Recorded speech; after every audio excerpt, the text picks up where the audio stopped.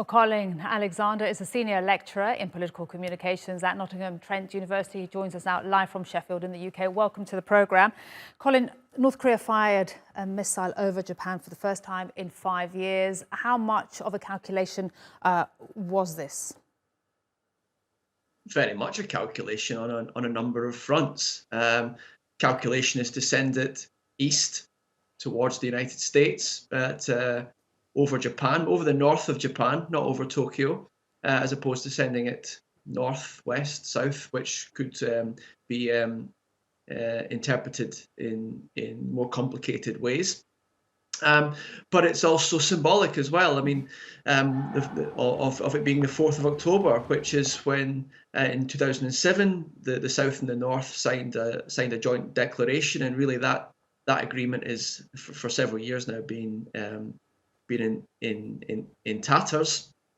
So and it's also, I guess, from a militaristic point of view, an indication of North Korea intentionally wanting to be seen as unpredictable or as volatile, which, when you look at the numbers, North Korea tends to be the inferior party, and that unpredictability offers a degree of leverage in this military contest. Mm-hmm. And so we've heard reaction already from the international community, the White House saying it's spoken with the leaders of Japan and South Korea to formulate a robust international response against North Korea. What could this look like? Well, to be honest, it probably won't look like much that already happens to North Korea. I think your report was talking about sanctions, which is kind of the sort of regular thing which occurs. For North Korea, I think this is a relatively neat game of brinkmanship where they'll test once, or they understand essentially that this is just in essence, a kind of warning shot on their part. But they probably won't do too much else. I'm not going to say that they'll do nothing else, but they'll certainly not do too much else, which would endear them towards more harsher punishments, whatever that. Well, you can interpret that as you like. Indeed. And you have written about North Korea's leaders. Do you think that they really fear an international response, especially now when the international community is so consumed and focused with Russia and Ukraine?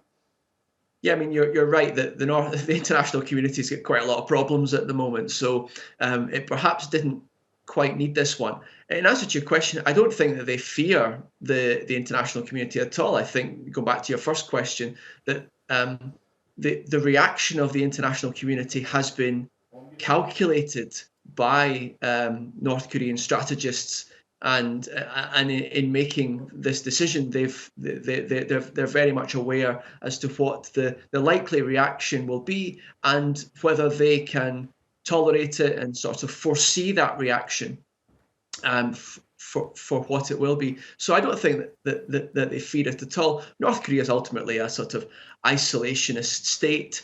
Kim Il-sung, Kim Jong-un's grandfather, even wrote a sort of doctrine, which is called Chucha, which is all about this idea of self-reliance and meeting one's ends domestically, I guess, or from domestic resource. So ultimately, I don't really think much changes here based on the specifics of this test.